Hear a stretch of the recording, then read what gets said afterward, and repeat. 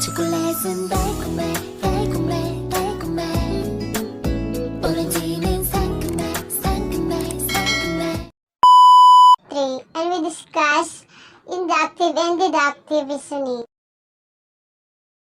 Inductive reasoning is the process of reaching a general conclusion by examining specific example.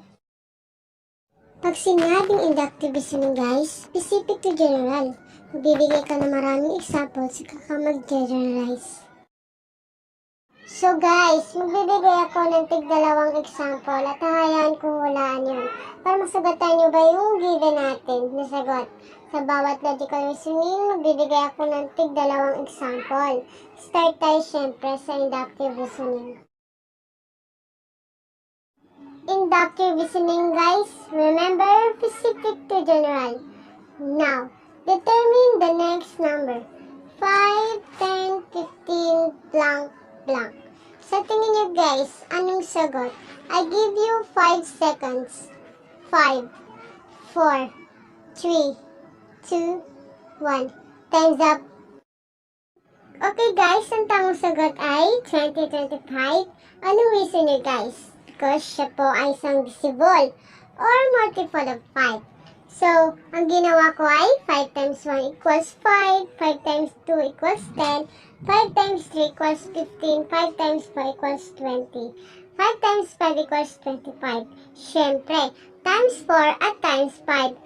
Ang sunod na number kaya naging 2025. So, yun lang guys. Another example tayo guys. Study the pattern na given natin guys. I count you 1 to 5. 1, 2, 3, 4, 5. Ano sunod nyo guys? What? 10 circles siya guys. For every number circle increase 1 circle per level. Isang circle, naging 2 circle, naging 3 circle, and the next level is 4 circle. So guys, sa deductive naman tayo guys. Deductive is the process of reaching a conclusion by applying general assumption, procedures, or principle. So, pag sinabing deductive reasoning guys, magsimula tayo sa generalization, saka ka magbibigay ng maraming example. Deductive reasoning guys, remember, general to specific. Example number 1. All number end is 0 or 6 are divisible by 6. The number is 60 and 36 ends 0 and 6. Therefore, we conclude that 1, 2, 3, 4, 5. That's correct. The answer is 60 and 36 are divisible by 6. So, paano yun guys? Sa dulo ng 60 is 0 and sa dulo naman ng 36 is 6. Diba? General statement to specific. Pick a number. Multiply the number by 12.